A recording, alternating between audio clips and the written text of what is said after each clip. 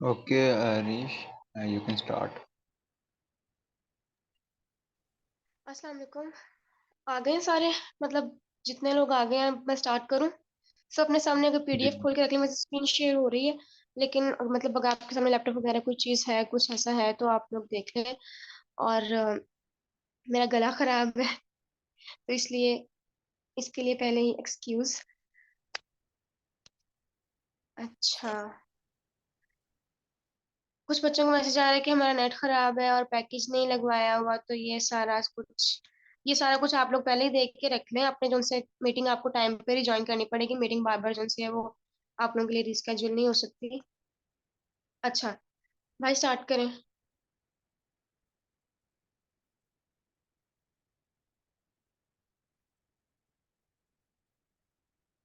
Okay, ये तो काफी आगे आ गए हैं।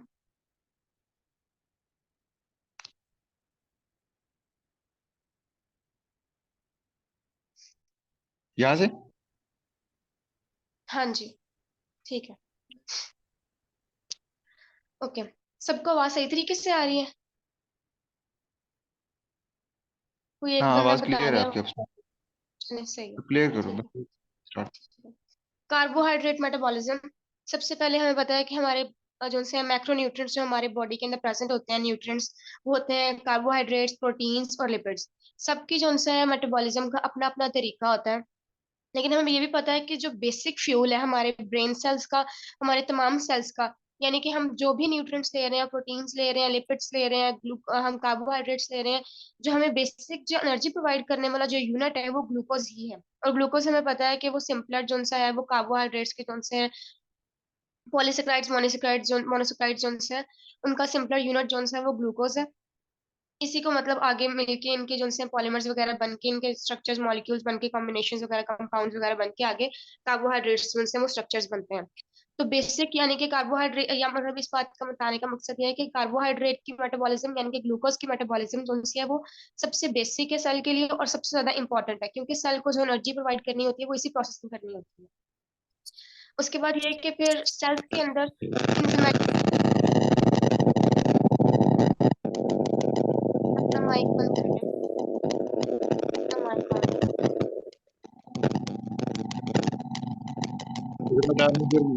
माइक। अच्छा, सेल्स के अंदर डिफरेंट जोन से रिएक्शंस हो रहे होते हैं, और जोन से इन रिएक्शंस को जोन से हमारे पास मल्टीपल स्टेप्स में रिएक्शंस हो रहे होते हैं। यानी कि कोई एक कंपाउंड है या तो उसकी ब्रेक डाउन हो रही है या फिर फॉर्मेशन हो रही है।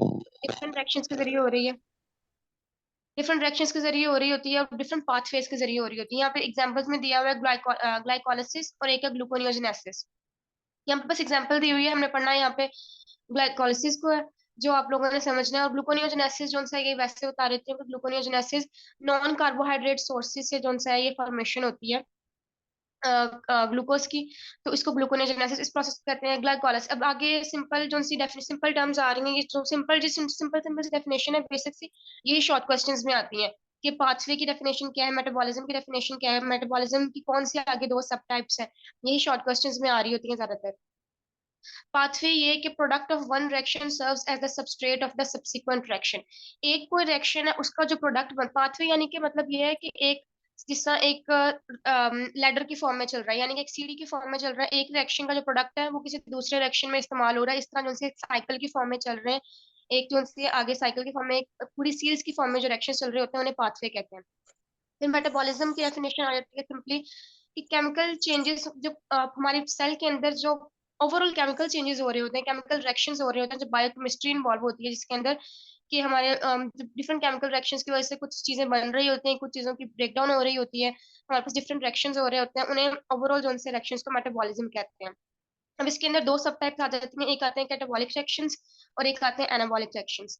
कैटाबॉलिक रिएक्शंस, कैटाबॉलिक इसके नाम से पता चल रहा है, कैटाबॉलिक यानी कि कट करना। अब ये वो रिएक्शंस होते हैं जिनके जरिए बड़े जो मॉलिक्यूल्स हैं, लार्जर मॉलिक्यूल्स, जो कॉम्प्लेक्स मॉलिक्यूल्स हैं, उनकी ब्रेकडाउन होकर सिंपलर मॉलिक्यूल्स बन रहे हैं। फॉर एग्जांपल हमारे पास जिस तरह कार्बोहाइड्रेट मेटाबॉलिज्म है, कार्बोहाइड्रेट की अगर किसी, जैसा स्टार्च की अगर ब्रेकडाउन की बात करेंगे तो ग्लूकोज बन रहा है। अगर लैक्टोज की ब्रेकडाउन की बात करेंगे तो हमारे पास आगे ये बन रहे हैं, ग्लूकोज माल्टोज बन रहा है। तो सुक्रोज की बात करेंगे तो वहां पे ग्लूकोज ग्लूकोज बन रहा है। ये जो उनसे इनकी कैटाबॉलिज्म हो रही है, यानी कि बड़े जो मॉलिक्यूल्स हैं वो टूट के छोटे मॉलिक्यूल्स बना रहे हैं। एनाबॉलिज्म एनाबॉलिज्म जो है वो इसका उल्टा है, कि जो छोटे मॉलिक्यूल्स हैं वो एक सिंपलर मॉलिक्यूल से सिंपलर प्रिकर्सर से, प्रिकर्सर्स कहते हैं, प्रिकर्सर्स का मतलब होता है रॉ मटेरियल, यानी कि जो बनाने में काम आ रहे होते हैं, जो रॉ मटेरियल होता है, रॉ मटेरियल से प्रोडक्ट बनता है। प्रिकर्सर का मतलब ये होता है सिंपलर जो छोटे छोटे सब्सटेंसेस हैं, सिंपलर छोटे छोटे जो कंपाउंड्स हैं, मॉलिक्यूल्स हैं, उनको मिलके जो बड़े स्ट्रक्चर्स, लार्जर चेन्स बन रही होती हैं, वो होती हैं, ये होते हैं एनाबॉलिक पाथवेज बनती हैं। फॉर एग्जांपल प्रोटीन का हमारे पास सब जो है बिल्डिंग ब्लॉक है, वो अमाइनो एसिड है। अमाइनो एसिड्स की चेन्स बनती हैं, पेप्टाइड बॉन्ड्स बनते हैं, पॉलीपेप्टाइड्स बनते हैं, और फिर हमारे पास प्रोटीन्स बन जाती हैं। ये होते हैं एनाबॉलिक रिएक्शंस। Next slide.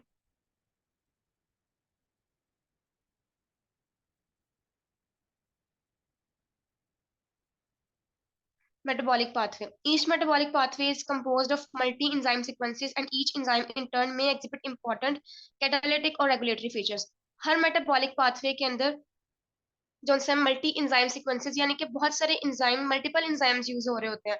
अब इंजाइम्स के या दो काम होते हैं, या तो इंजाइम कैटालिटिक काम करेगा या रेगुलेटरी काम करेगा। कैटालिटिक मतलब ये कि वो स्पीड अप करेगा उस रिएक्शन को, उस रिएक्शन की जो एक्टिवेशन एनर्जी है उसे या तो ज्यादा कर देगा या उस एक्टिवेशन एनर्जी को कम कर देगा। रेगुलेटरी रिएक्शंस यानी कि उस रिएक्शन को रेगुलेट करेगा, उस रिएक्शन को आगे बढ़ने में मदद करेगा। Next slide.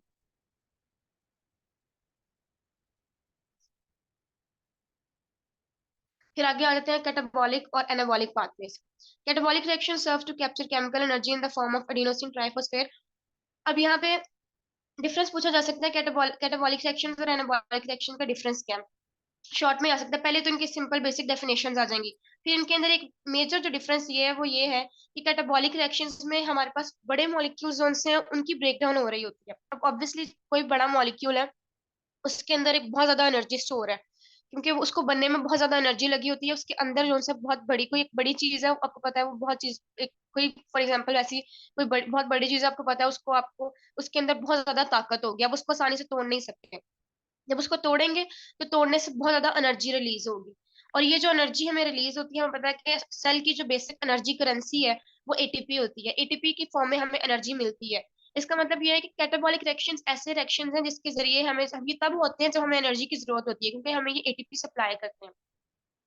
और एनाबॉलिक रिएक्शंस कंपैरेटिवली इसके कॉन्ट्रेरली ऐसे रिएक्शंस होते हैं जिसमें हमें एटीपी की जरूरत होती है, हमें एनर्जी एक्सपेंड करनी पड़ती है, क्योंकि हमें ये छोटे मॉलिक्यूल्स को हमने जोड़ के एक बड़ा स्ट्रक्चर बनाना होता है, हमें ताकत देनी पड़ती है, हमें फोर्स लगानी पड़ती है। बिल्कुल ऐसे है कि हमें छोटे छोटे स्टोन्स को जोड़ के हमें एक बड़ा सा कोई चीज बनानी पड़ती है, कोई बिल्डिंग वगैरह बनानी पड़ती है, ईंटों वगैरह को जोड़ के, तो हमें उसमें फोर्स लगती है, हमारी ताकत लगती है। ये सारा जो है मतलब कि उसमें हमें एनर्जी एक्सपेंड करनी पड़ती है, अपना वक्त एक्सपेंड करना पड़ता है, तो हमें एटीपी प्रोवाइड करनी पड़ती है। इसलिए यहाँ पर लिखा हुआ है कि एंडरजोनिक प्रोसेस है, क्योंकि हम इसमें एनर्जी खुद दे रहे होते हैं, प्रोवाइड कर रहे होते हैं। Next slide.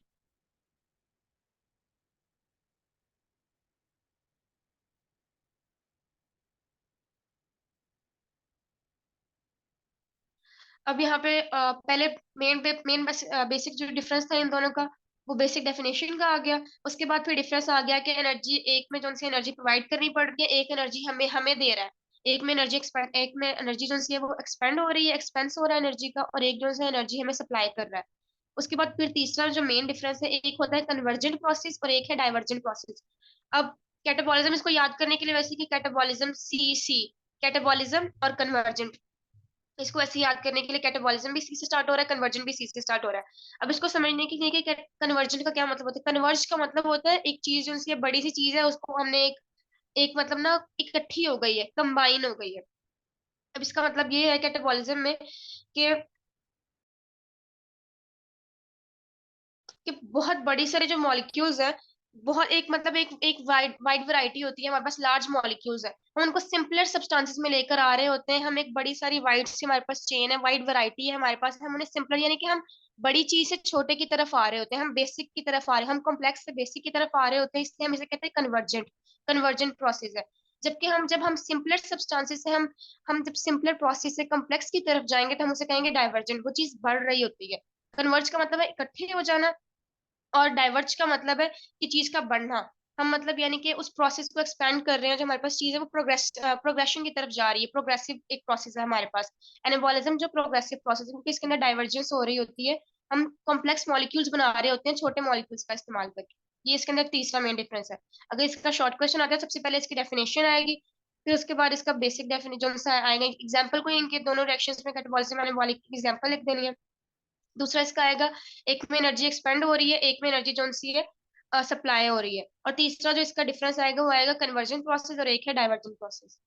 Next line.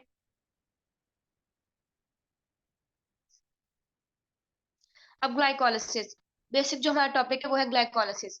The glycolytic pathway is employed by all the tissues for the breakdown of glucose to provide energy in the form of ATP and intermediates for other metabolic pathways. अब ऊपर हम पढ़ के आए हैं कि metabolism की जो बहुत सारे पाथवेज जो से हैं वो मल्टी एंजाइम एंजाइमेटिक पाथवेज होते हैं, उनमें एग्जांपल है ग्लाइकोलाइसिस की भी है। और इसमें मैंने पहले ही बता दिया था कि जो हमारा बेसिक फ्यूल है वो है ग्लूकोज। और ग्लूकोज की ब्रेकडाउन, इसका मतलब ये है कि बेसिक फ्यूल की जो ब्रेकडाउन होगी वो बहुत इंपॉर्टेंट रिएक्शन है। अभी बहुत इंपॉर्टेंट रिएक्शन है, ये हर सेल में हर टिश्यू में प्रेजेंट मतलब हो रहा होता है, हर वक्त हो रहा होता है ग्लाइकोलाइसिस। और ये अगर यहाँ पे मतलब ये कि जिस तरह ये बात की है कि हमें एनर्जी प्रोवाइड करता है। अब ये एनाबॉलिक रिएक्शन है, कैटाबॉलिक रिएक्शन है। वैसे अगर आगे जाके अगर हम पाथवे में डिटेल में जाके पढ़ेंगे तो पता चलेगा कि शुरू में हमें इस एनर्जी देनी भी पड़ती है। लेकिन अगर हम इसका नेट जो हमारे पास नेट प्रोडक्ट देखें तो हमें नेट प्रोडक्ट के तौर पे हमें एटीपी मिल रहा होता है, हमें एटीपी सप्लाई कर रहा होता है। तो इसलिए हम ग्लाइकोलाइसिस कह सकते हैं कि ग्लाइकोलाइसिस जो है हमारे पास वो कैटाबॉलिक रिएक्शन है, क्योंकि हमें एनर्जी ही प्रोवाइड कर रहा होता है। उसके बाद glycolysis is at the hub of carbohydrate metabolism because virtually all the sugars rather arising from the diet from catabolic reaction in the body can ultimately be converted into glucose। ये वही वाली बात है कि हमारी डाइट में जो से हम कोई भी मैक्रोन्यूट्रिएंट वगैरह हम कंज्यूम कर रहे हैं, सब हमारे पास जो बेसिक हमारे सेल को एनर्जी प्रोवाइड करने के जो फॉर एग्जांपल नोट है, हम कोई भी करेंसी किसी भी मुल्क वगैरह की करेंसी लेकर आते हैं, हमारे यहाँ पे जो सी एक यहाँ पे जो लोकल शॉप है वहां जाके हमारे पाकिस्तानी नोट ही इस्तेमाल होना है। वो बाहर से हम जिस मर्जी मुल्क से लेकर आए कोई भी करेंसी, यहाँ पे हमें बेसिक जो है अपनी पाकिस्तानी नोट जिसके ऊपर कायदे आजम की तस्वीर है वही देना पड़ेगा आगे। तो वही है कि हम डाइट में हमारे जो मर्जी हम माइक्रो न्यूट्रिएंट्स वगैरह हो, जो भी हमारे अंदर यूज हो रहे हैं न्यूट्रिएंट्स वाइटमिन वगैरह जो भी है, उसमें जो बेसिक हमें उन सब ने अल्टीमेटली इवेंचुअली बहुत सारे प्रोसेस से गुजर के, बहुत सारे मेटाबॉलिक रिएक्शन से गुजर के उसने बेसिकली जो है ग्लूकोज में ही कन्वर्ट होना होता है। इसलिए ग्लाइकोलाइसिस जो है वो बहुत इंपॉर्टेंट रिएक्शन है। Next line.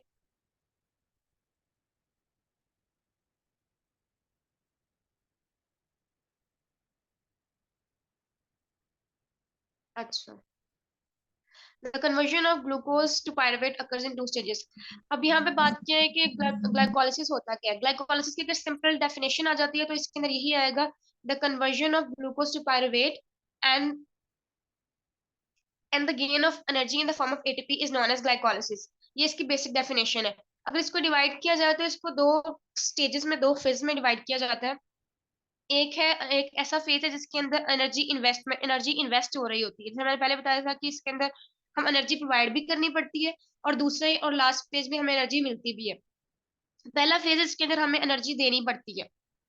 बहुत सारे रिएक्शंस ऐसे हैं जिसको हमें एटीपी के जरिए जो है वो रिएक्शन आगे जाकर साइकिल में पूरी जो सी है वो पाथवे पढ़ेंगे तो आगे हमें एटीपी प्रोवाइड करना पड़ेगा ताकि जो है ये रिएक्शन आगे प्रोसीड कर सके। फिर दूसरा फेज वैसा आता है जिसमें हमें एनर्जी जो सी है जनरेट होती है, और वो पहले जो हमने एनर्जी जो सी थी वो हमने इस्तेमाल की, उसके बाद हमें एनर्जी जो सी थी वही एनर्जी इसने प्रोवाइड भी कर दी। इसका मतलब है कि आखिर में जब हम नेट प्रोडक्ट देखेंगे, जितनी हम इसने इसे हमने प्रोवाइड की थी उससे ज्यादा इसने हमें सप्लाई कर दी है। इसका मतलब कि हमारे पास जो प्रोडक्ट में है वो पायरुवेट के साथ साथ एनर्जी भी मिल रही है हमें ग्लाइकोलाइसिस के रिएक्शन में। अब आगे जाके अगली साइड में यही है कि जो पहला फेज है जिसे हम एनर्जी इन्वेस्टमेंट फेज कह रहे हैं, इसका नाम है प्रेपरेटरी फेज। और जो दूसरा फेज है एनर्जी जनरेशन फेज, इसका नाम है, अगली स्लाइड, इसका नाम देख लेते हैं आगे। हाँ, इसका नाम है पे ऑफ फेज। ओके, ये टोटल जोन से पाथवे है। ये पाथवे यहाँ पे थोड़ा सा इसलिए मुश्किल सा भी लगा, ये वही वाला है जो एफएससी में भी वो येलो पेज के ऊपर पड़ा हुआ है शायद, कौन सा वाला, शायद 12 या 14 16, 12 14 16 इनमें से कोई चैप्टर था। इनमें से कोई चैप्टर है जिसके अंदर हमने ये सारा जो है वो पढ़ा हुआ है, और ये वही वाला सारा पाथवे है। ये लॉन्ग क्वेश्चन में भी आ सकता है। कोई डिटेल वगैरह नहीं होगी, सिंपली ये कह दिया जाएगा कि पाथवे ड्रॉ करेंगे ग्लाइकोलाइसिस का, उसमें आपने सिंपली ये वाला ड्रॉ करना है और उसमें साथ जो स्ट्रक्चर्स वगैरह लिखे हुए हैं, स्ट्रक्चर्स वगैरह लिखने इतना ज्यादा जरूरी नहीं है। जो साथ छोटे छोटे टर्म्स लिखी हुई हैं, छोटे छोटे डेफिनेशंस हैं, वो आप पेज के नीचे भी लिख सकते हैं सिंपली, जो उनसे पहले ये पाथ।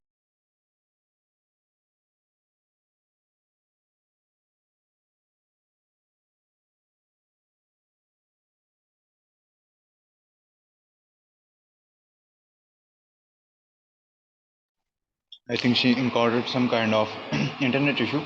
Basically, वो ये हरीश इधर हो? Harish, you can continue. जी जी मैं हूँ यहाँ पे। मैं समझ गई थी कि नेक्स्ट स्लाइड, क्योंकि असल में यहाँ पे पूरा पाथवे लिखा हुआ है, फिर इसी को आगे उन्होंने पूरा एक्सप्लेन किया हुआ, तो इसलिए मैं कह रही हूँ मैं यहाँ पे एक्सप्लेन ना करूँ, आगे थ्योरी के साथ पूरा एक्सप्लेन किया हुआ है इसे। तो we have investment phase और इससे आगे फिर ये आ जाता है। हाँ जी। सबसे पहले यहाँ पे ओवरव्यू यहाँ पे अगर देख लें, प्रेपरेटरी फेज है। यहाँ पे सिंपली डेफिनेशन भी पूछी जा सकती है कि प्रेपरेटरी फेज क्या होता है और पे ऑफ फेज क्या होता है। अगर आप सिर्फ प्रेपरेटरी फेज की डेफिनेशन याद कर लेंगे ना, तो मतलब आपको हिंट मिल जाएगा कि आपने आपका जो पाथवे है वो शुरू कहाँ से हो रहा है और आपका पाथवे प्रेपरेटरी फेज का खत्म कहाँ पे हो रहा है। यहाँ पे प्रेपरेटरी फेज की सिंपल डेफिनेशन यही है कि ग्लूकोज की फॉस्फोराइलेशन हो रही है और उस पे उसकी कन्वर्जन हो रही है ग्लिसरॉल्डिहाइड 3 फॉस्फेट में। इसको सिंपली G3P कह देते हैं ताकि जल्दी जल्दी हो जाए। G3P में कन्वर्जन हो रही है इसकी।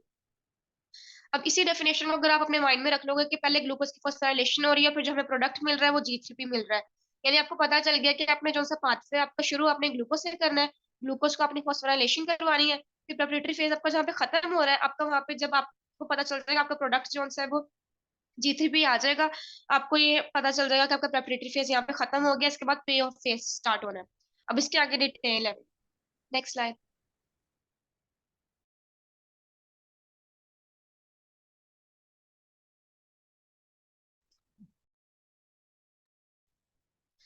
अब ये तो कह दिया कि फॉस्फोराइलेशन ऑफ ग्लूकोज हो रही है, कि मतलब ये कि ग्लूकोज की फॉस्फोराइलेशन का क्या मतलब होता है। फॉस्फोराइलेशन का मतलब होता है इनऑर्गेनिक फॉस्फेट जो है वो स्ट्रक्चर में ऐड हो रहा है, यानी कि रिएक्शन हो रहा है।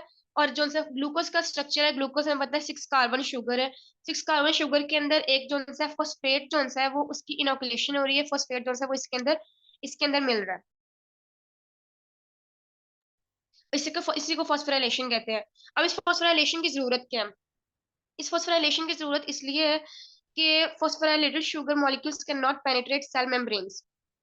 अब हमें पता है कि ग्लूकोज हमारे पास अगर प्रेजेंट है हमारे सेल के अंदर, हमें उसकी ग्लाइकोलाइसिस करवानी है।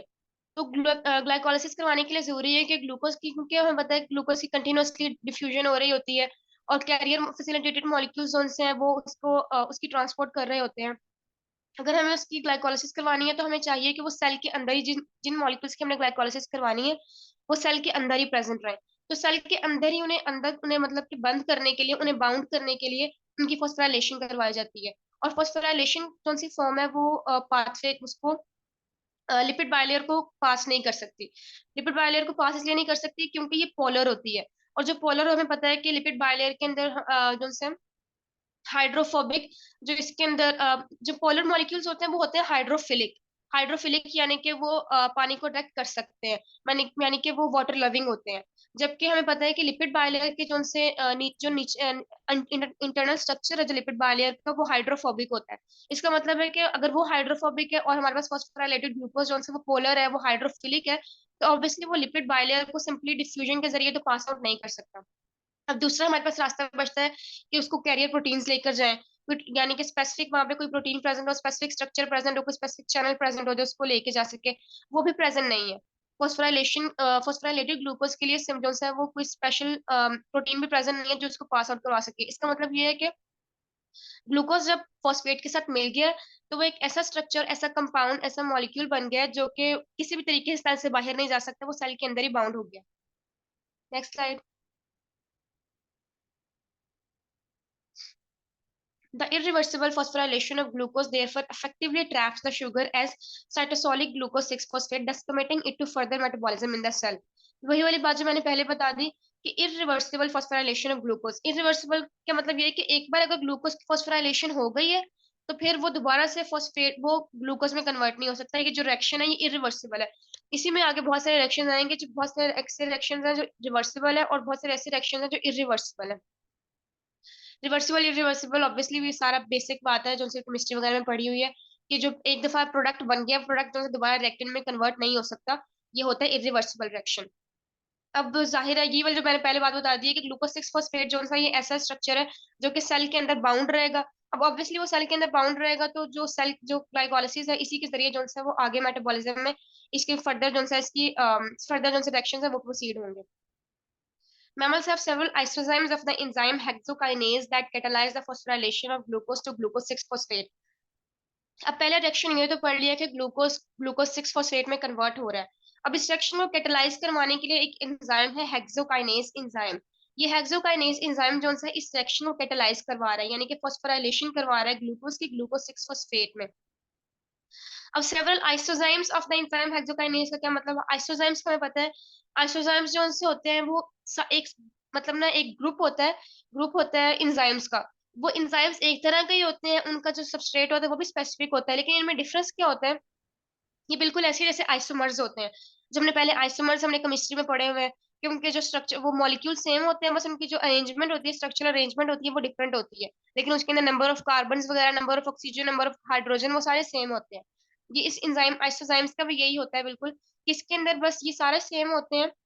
उनके सबस्ट्रेट भी जो से होते हैं वो एक ही तरह के होते हैं, लेकिन इसके अंदर डिफरेंस ये होता है कि जो अमाइनो एसिड की पोजीशन है वो इनके अंदर डिफरेंस होती है। इनकी वजह से जो से ये एक स्पेसिफिक ग्रुप बनाते हैं, उनको स्पेसिफिक ग्रुप को आइसोजाइम्स कहा जाता है। और बहुत सारे आइसोजाइम्स जो से ऐसे हैं जिनमें हेक्सोकाइनेज जो है वो मैमल्स में स्पेशली जो है वो करवा रहे होते हैं फॉस्फोराइलेशन ग्लूकोज की ग्लूकोज 6-फॉस्फेट में। Next slide.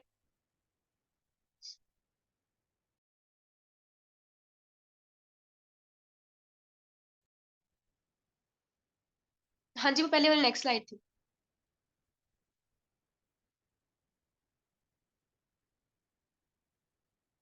अच्छा, एक चीज जो मैं बीच में ऐड कर रहा था वो ये थी कि साइटोसोलिक ग्लूकोज 6-फॉस्फेट, साइटोसोल बेसिकली कहते हैं सेल मेम्ब्रेन और उसके अंदर साइटोप्लाज्म, तो दोनों को मिला के तो ये उसी से वर्ड निकला कि वो ग्लूकोज 6-फॉस्फेट जो सेल के अंदर है और वो बाहर नहीं निकल सकता। ठीक है।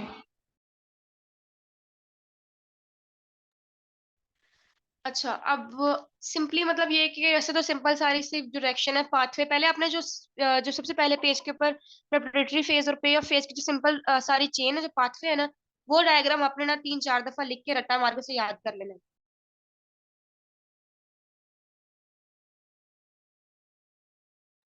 उसे ना लिख के आप लोगों ने याद कर लेना है। उसके बाद फिर ये जो सी सारी डिटेल है इससे आप लोग बाद में याद करेंगे ताकि ये ना हो कि आप लोग ये याद करते रहे आपके दरमियान से वो जो साइकिल पाथवे है वो जहन से निकल जाए। उसके बाद फिर हेक्सोकाइनेज और ग्लूकोकाइनेज। अब जैसे मैंने पहले नाम लिया कि आइसोजाइम्स, यानी कि ये होते एक तरह की एंजाइम्स हैं, बस इनके अंदर जो अमाइनो एसिड के स्ट्रक्चर्स वगैरह के डिफरेंस की वजह से जो है ना इनके अंदर आ रहे होते हैं। ये आइसोजाइम्स जो एक ही ग्रुप के हैं, हेक्सोकाइनेज और ग्लूकोकाइनेज, ये एक ही ग्रुप के हैं लेकिन दो अलग अलग है। अब इनके अंदर पहले हेक्सोकाइनेज की सारी एक्सप्लेनेशन दी हुई है, फिर ग्लूकोकाइनेज की एक्सप्लेनेशन दी हुई है। अभी ऑब्वियसली मिर्च के अंदर इनका पूरा पूरा तो नहीं आएगा। इसका शॉर्ट जो सा बड़ा अच्छा शॉर्ट बन सकता है कि हेक्सोकाइनेज और ग्लूकोकाइनेज की डिफरेंस क्या है। पहले हेक्सोकाइनेज की सारी एक्सप्लेनेशन बताती हूँ, फिर ग्लूकोकाइनेज की, फिर आप लोगों को मतलब मैं थोड़ा सा बता भी दूंगी, आप लोगों ने खुद भी जज कर लेना है कि इन दोनों में जो बेसिक बेसिक पॉइंट्स जो तकरीबन 3-4 पॉइंट्स हैं जो बेसिक इनके मेन डिफरेंस के हैं वो शॉर्ट के तौर पे आ सकते हैं। अब हेक्सोकाइनेज सबसे पहले क्या है?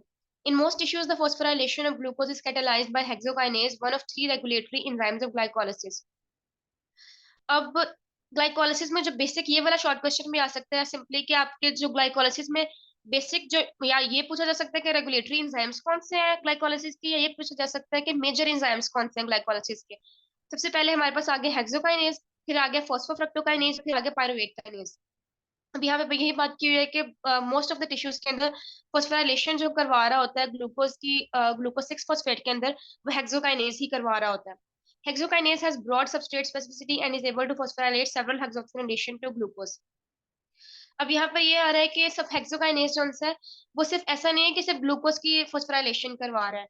ब्रॉड सबस्ट्रेट स्पेसिफिसिटी का इसका मतलब यही है कि ये बहुत सारे सबस्ट्रेट्स जो है उनको कैटेलाइज करवा सकता है।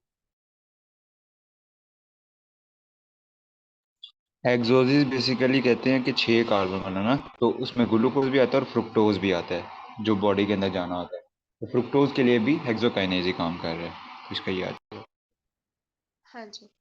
फिर आता है hexokinase is inhibited by the reaction product glucose 6 phosphate which accumulates when further metabolism of this hexose phosphate is reduced.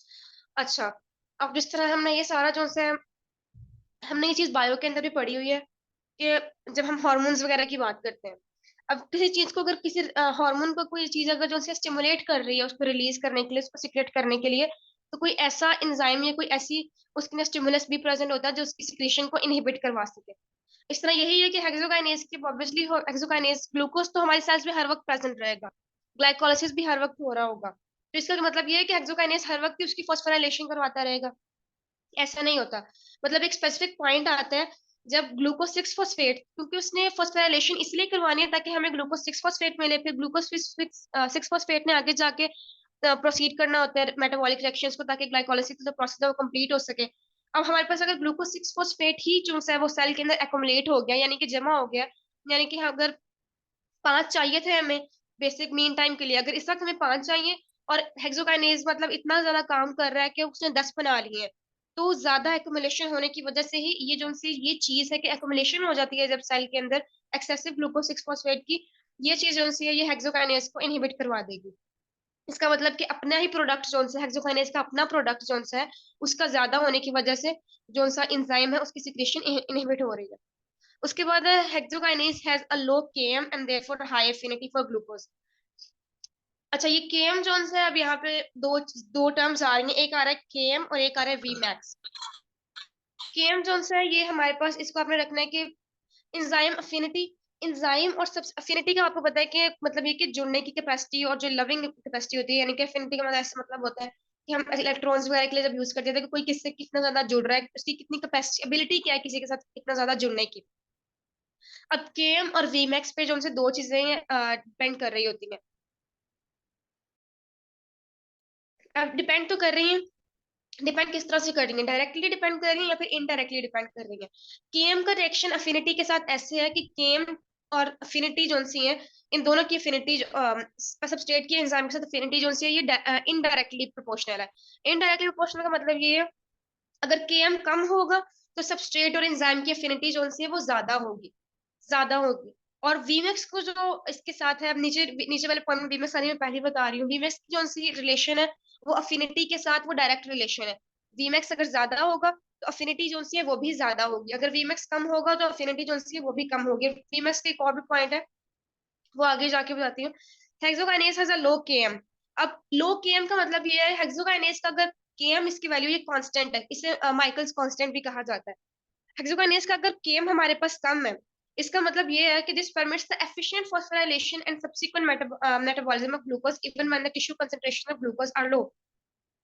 अगर टिश्यू के अंदर या फिर सेल के अंदर हमारे पास ग्लूकोज कम भी प्रेजेंट है, वो कम अमाउंट में भी प्रेजेंट है, लेकिन इसकी केएम कम होने की वजह से, उसकी अफिनिटी ज्यादा होने की वजह से वो जितने भी प्रेजेंट है वो उनको एफिशिएंटली बाइंड कर लेगा।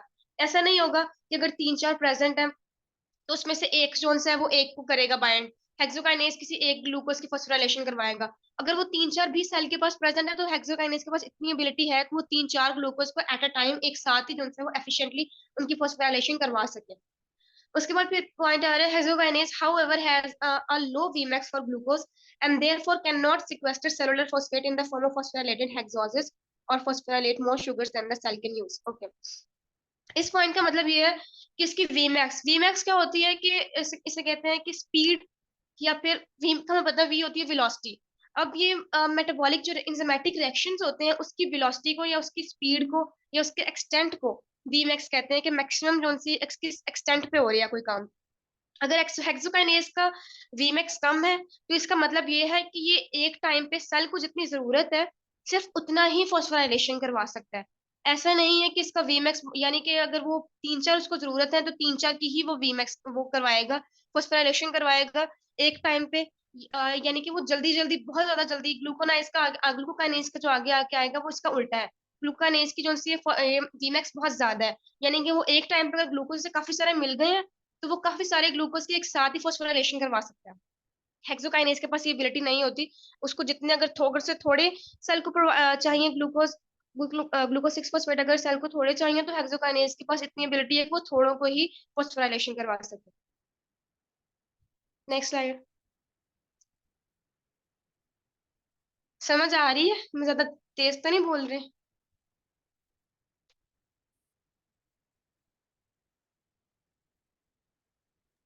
मतलब ओके। मुझे समझ आ रही है, बाकी बच्चे देख लें, मैं मुझे ठीक लग रहा है। ओके, मैं फिर तेज आगे बोल रही हूँ। ग्लूकोकाइनेज आ रहा है। ओके, अब हेक्सोकाइनेज का खत्म हो गया, अब आगे ग्लूकोकाइनेज आ गया। अब ग्लूकोकाइनेज के पॉइंट्स बता रही हूँ, और आपने पीछे हेक्सोकाइनेज के साथ इसे ना मैच भी करते जाया है माइंड के अंदर कि उसके अंदर क्या चीज थी और इसके अंदर क्या चीज है, दोनों में डिफरेंस क्या आ रहा है। अच्छा, what is the abbreviation of KM? KM जोन सा है, ये एक एब्रिवेशन नहीं है। के का हमें पता है कि के जोन सा होता है, ये ऐसा यूनिट्स के अंदर हमारे पास स्टैंडर्ड इसके अंदर कांस्टेंट होता है, इसकी वैल्यू 1 होती है। ये तो याद है ना, फिजिक्स के अंदर पढ़ा हुआ है, एफएससी के अंदर हम जो के ए यूज करते हैं, के पी यूज करते हैं, वो कांस्टेंट ही होते हैं। ये भी कांस्टेंट है, और इसके अंदर जो एम यूज किया हुआ है वो साइंटिस्ट के नाम पे है। इसे मार्शलस कांस्ट पता नहीं माइकल्स कांस्टेंट है, ये मार्शलस कांस्टेंट है, ये इसका नाम है। के जोन सा है, वो तो वैसे स्टैंडर्ड होता है, कांस्टेंट के लिए यूज करते हैं उसे। अच्छा, उसके बाद फिर आ रहा है ग्लूकोकाइनेज। अब इन दोनों के अंदर मेन डिफरेंस क्या है? क्योंकि दोनों ही फॉस्फोराइलेशन करवा रहे हैं, दोनों ही मैमल्स के अंदर यूज हो रहे हैं। अब इनके अंदर जो मेन डिफरेंस है वो इनकी जो है इनकी पोजीशन, इनका जो पॉइंट ऑफ रिएक्शन है, यानी कि इनका जो साइट ऑफ रिएक्शन है कि किस किन साइट्स पे उनसे वो कर रहे हैं। अब पीछे हमने हेक्सोकाइनेज में पढ़ा था कि मोस्ट ऑफ द टिश्यूज के अंदर हेक्सोकाइनेज हो रहा होता है। अब इसके अंदर ग्लूकोकाइनेज के अंदर स्पेसिफिकली दो जगह के दो साइट्स के नाम ले लिए। एक लिखा हुआ है लिवर पैरेन्काइमल सेल्स, और एक है बीटा सेल्स ऑफ पेंक्रियाज। अब बीटा सेल्स ऑफ पेंक्रियाज को हमें पता है कि पेंक्रियाज के अंदर दो तरह के सेल्स होते हैं, एक होते हैं अल्फा सेल्स और एक होते हैं बीटा सेल्स। बीटा सेल्स जो होते हैं इंसुलिन की प्रोडक्शन करवा रहे होते हैं, और जो अल्फा सेल्स होते हैं वो ग्लूकागोन की प्रोडक्शन करवा रहे होते हैं। ये सारा वही पिछला वाला रिकॉल कर रही हूँ, ये पता है आप लोगों को। अब लिवर पैरेन्काइमल सेल्स। अब पैरेन्काइमल लिवर के सेल, सिंपली लिवर सेल्स लिखा होता तो फिर उसका भी यही मतलब होता। लिवर पैरेन्काइमल सेल लिखा हुआ है तो पैरेन्काइमल सेल्स अगर किसी टिश्यू के साथ नाम लेकर अगर पैरेन्काइमल सेल्स कह दिया जाए तो इसका मतलब ये होता है कि उस टिश्यू के वो वाले सेल्स जो मोस्ट ऑफ द साइट को कवर कर रहे हैं, यानी जिन्होंने मोस्ट ऑफ द वॉल्यूम को कवर किया होगा, यानी कि जो मोस्ट ऑफ द वॉल्यूम को कवर कर रहे हैं और जो बेसिक फंक्शंस जो से हैं वो फंक्शंस परफॉर्म कर रहे हैं। अब लिवर के अंदर जो मोस्ट ऑफ द वॉल्यूम को कवर करने वाले सेल्स हैं उनको कहते हैं हेपेटोसाइट्स। हेपेटोसाइट्स से पहले भी आप लोगों ने इम्यूनिटी वगैरह में नाम सुना होगा। जो लिवर के सेल होते हैं, क्योंकि लिवर के लिए वर्ड यूज करते हैं हेपेटा, ये hepatic when, hepatic portal vein वगैरह में पढ़ा होगा आप लोगों ने। हेप्टा वेन जो हेप्टा जो सा इसके लिए वर्ड यूज होता है लिवर के लिए, और साइट्स कहते हैं सेल्स को। तो हेपेटोसाइट्स जो सा है, ये यहाँ जो नाम लिखा हुआ है लिवर पैरेन्काइमल सेल्स, ये सिंपली हेपेटोसाइट्स का नाम कहा हुआ है, इसको सिंपली आप हेपेटोसाइट्स भी लिख सकते हो। तो ये वो वाले सेल्स होते हैं जो most of the volume liver को कवर कर रहे हैं, यानी कि 80% जो सेल्स होते हैं लिवर के अंदर वो हेपेटोसाइट्स होते हैं। और जो बेसिक फंक्शंस जो लिवर के होते हैं वो यही हेपेटोसाइट्स ही परफॉर्म कर रहे होते हैं, इसलिए इनको स्पेसिफिकली लिवर पैरेन्काइमल सेल्स कहा जाता है।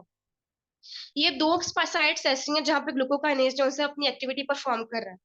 Glucokinase is the predominant enzyme responsible for the phosphorylation of glucose. अब इन दो साइट्स के अंदर ये प्रीडोमिनेंट एंजाइम है यहाँ, यानी कि यहाँ पे हेक्सोकाइनेज हो सकता है कि यहाँ पे हेक्सोकाइनेज भी अपना काम कर रहा हो, लेकिन प्रीडोमिनेंटली शुरू से और डोमिनेंटली जो सा है वो काम जो कर रहा हो यहाँ इन दो साइट्स पे करता है वो ग्लूकोकाइनेज ही करता है। अब इनका दोनों सेल्स में इनका फंक्शन जो है वो अलग है। बीटा सेल्स में इसका क्या काम है? बीटा सेल्स में यानी कि पैंक्रियाज में, in beta cells glucokinase function as the glucose sensor determining the threshold for insulin secretion. अब बीटा सेल्स का हमें पता है काम होता है इंसुलिन की सिक्रेशन करवाना।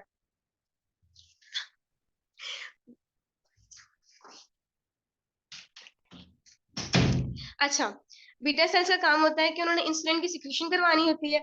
तो ग्लूकोज सेंसर के यानी कि हमारे सेल्स के अंदर जितना अब इंसुलिन की सिक्रेशन उसी वक्त होती है जब ग्लूकोज